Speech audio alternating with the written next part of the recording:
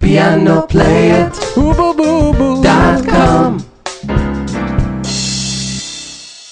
Hi, welcome back to another free piano lesson by Piano-Play-It.com. This is David here, and today we're going to continue to learn about the minor scales.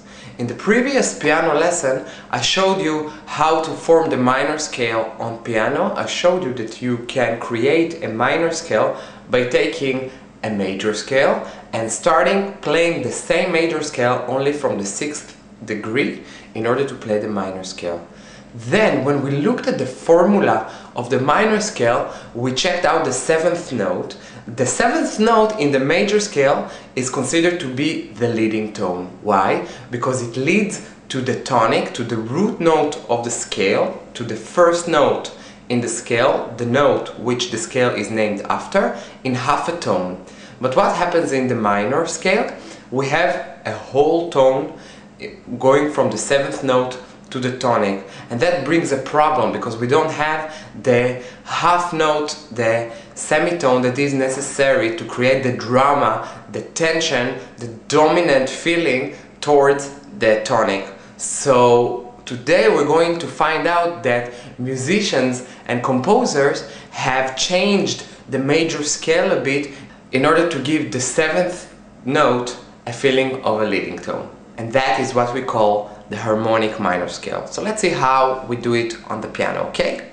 Okay, so we're going to start with a little reminder about the minor scales, right? So if we took the major scale, starting from the 6th degree, 1, 2, 3, 4, 5, 6, and then we play the same notes, so only the white keys,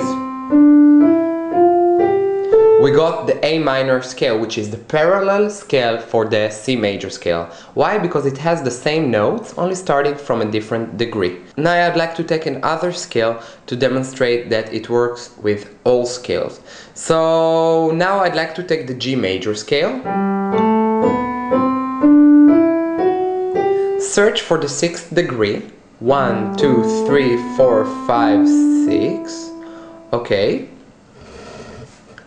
So now I'm going to start to play the same note of the G major, only starting from the 6th degree. So I have F sharp, G major has 1 sharp, and therefore E minor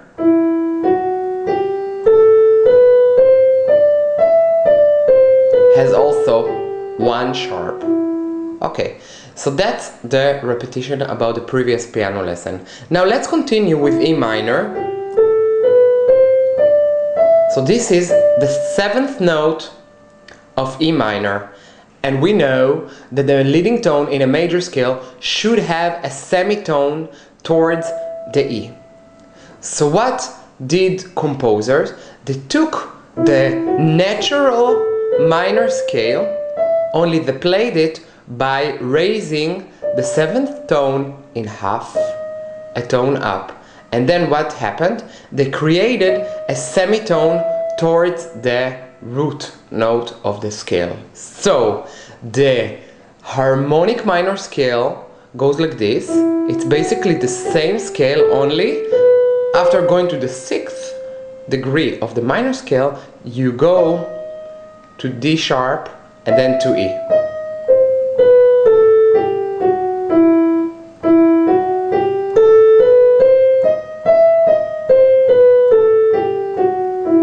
Now those of you who listened carefully to the scale might say, whoa, this sounds rather Arabic to me.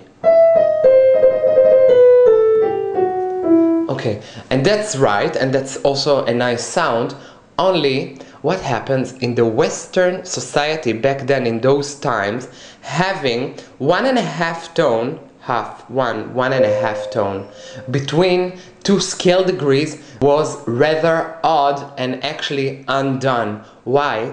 Because the vocal melodic lines in the Western society are based on semitones and tones. That's why we like diatonic scale so much, because they have 5 whole tones and 2 semitones. Nothing more. We don't have 1.5 tone. Okay? So we have a problem here when we want to make melodic lines. It sounds something from a different genre, from a different idiom. So we have to discuss in the next piano lesson what could composers and musicians do in order to solve the problem of the 1.5 tone, which prevents them from creating some smooth and well-sounded melodic lines according to their ears back then in this period. Okay, so this is what we're gonna do in the next piano lesson. Okay, so I'm gonna quit this piano tutorial in here, but if you want to watch the rest of it, you know what to do. Click on the link on the right or below, and you'll go to the page where you find the full piano tutorial with great written explanations and some charts that will help you to memorize and play the minor scales, the harmonic minor scales, in all scales. Okay, so I'll see you in the next piano lesson. Bye guys.